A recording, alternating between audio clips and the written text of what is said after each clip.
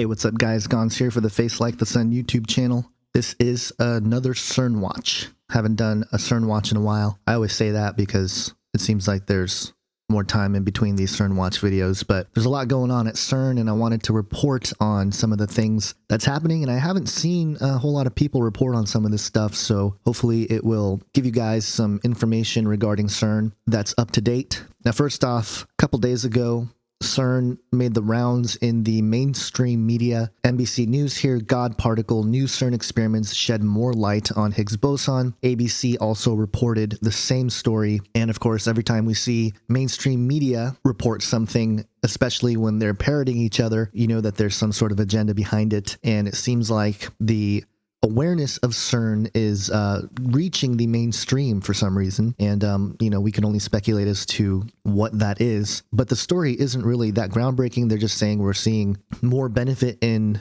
the bigger experiments that they're doing with their $150 million upgrade to allow them to smash atoms together, etc., etc. So nothing too crazy going on that front, but there is plenty of other things to report. Now, I think it's interesting that Infowars decided to pick up this story from RT and relay it, the story of 10 mind-blowing facts about CERN Large Collider you need to know. So there you go, you have your 10 items.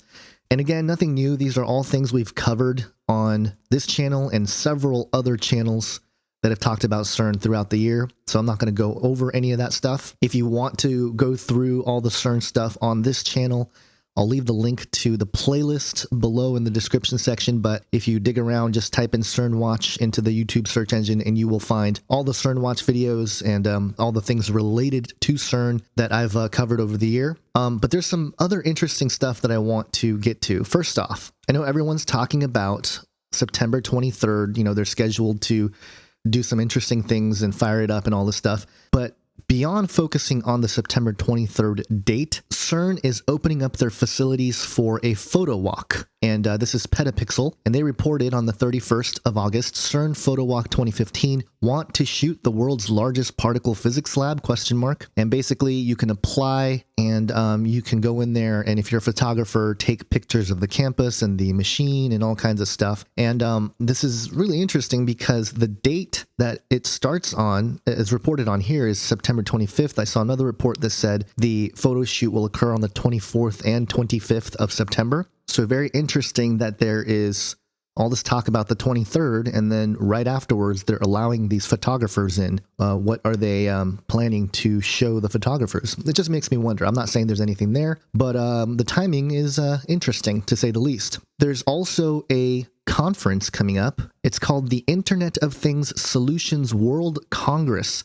It's going to be held in Barcelona, September 16th through the 18th in Spain. And some of the big companies that are going to be there: Amazon, CERN, GE, Intel, IBM, and ReliabilityWeb.com. They're all going to participate in the Internet of Things Solutions World Congress. And this is a global event. It's going to include and feature many of the top-level experts in the world of internet manufacturing, transportation, logistics, energy, healthcare.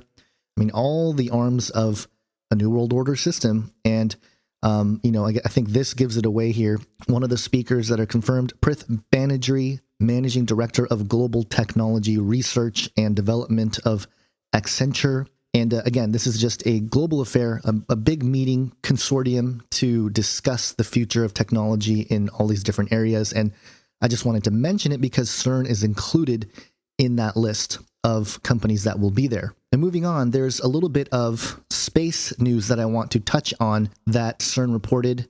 CERN docks on the International Space Station, and basically CALET, which is a space mission led by the Japanese Space Agency, they basically landed on the International Space Station.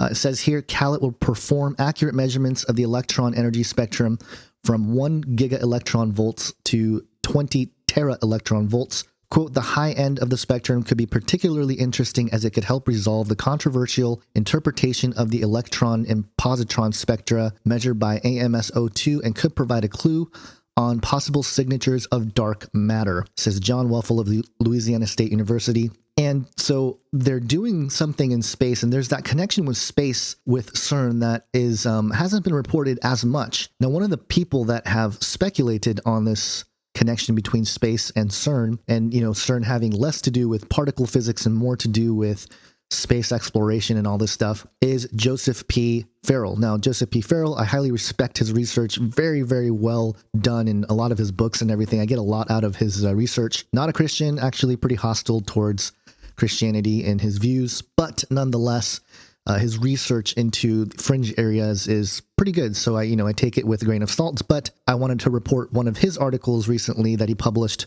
more concerning CERN's superconductor test. And he reports in this article that CERN is helping to create a space vessel shield that could allow explorers to travel to the far reaches of our solar system and beyond without suffering from exposure to harmful space radiation. And basically, this was an RT article that he forwarded or, highlighted. And here's what he says concerning this article. He says, quote, "Now, what I find interesting here is, one, the admission that a radiation shielding technology will have to be developed for long-term human space flight, something that even now one can hear the giggle of glee from the Apollo hoaxer crowd.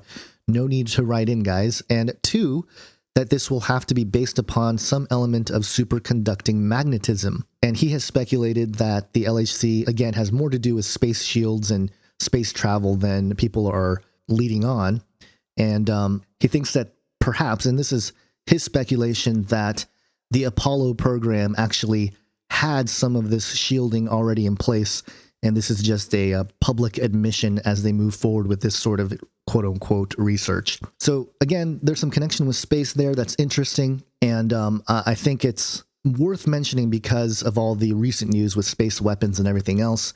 There's already technology up there, I think, that is way ahead of our time that we know about, and so they have to publicly start to administer the quote-unquote research and the development and stuff like that to ensure that the institutional world of, science, physics, and everything else will sort of catch up to what's out there, or at least push them along so that they can, keep track with some of the stuff that's being developed or already has developed. So that's the connection with space. And one last thing, and this is a very interesting thing that I reported on in the 27 Things video, but I think it's worth mentioning here. I haven't heard anybody else mention this, so I'm going to go ahead and talk about this. But basically, SESAME.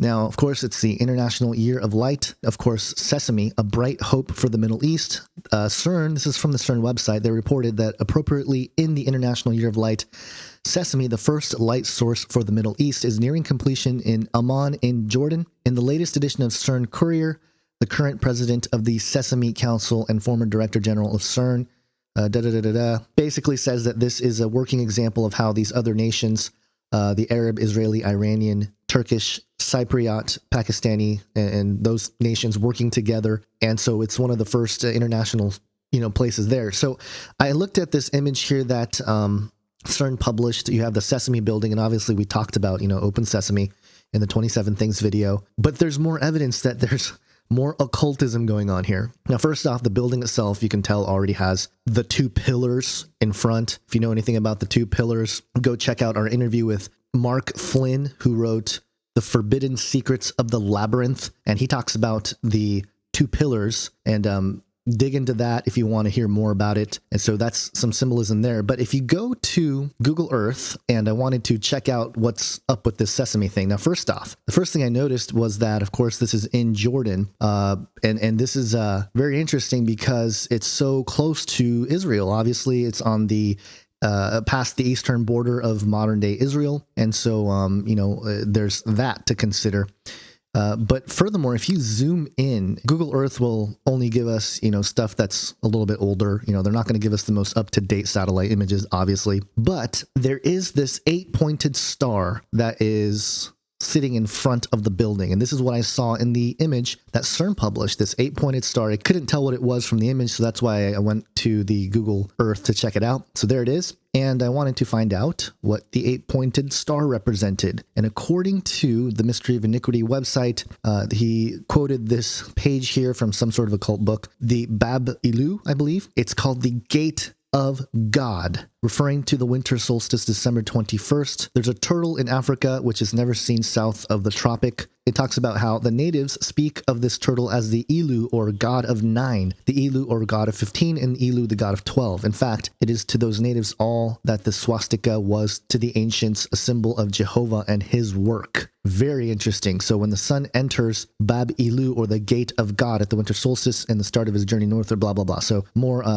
celestial occult stuff. But here you go. You have the Star of Ishtar, 8-pointed star. You have, even the Union Jack with the Star of Ishtar.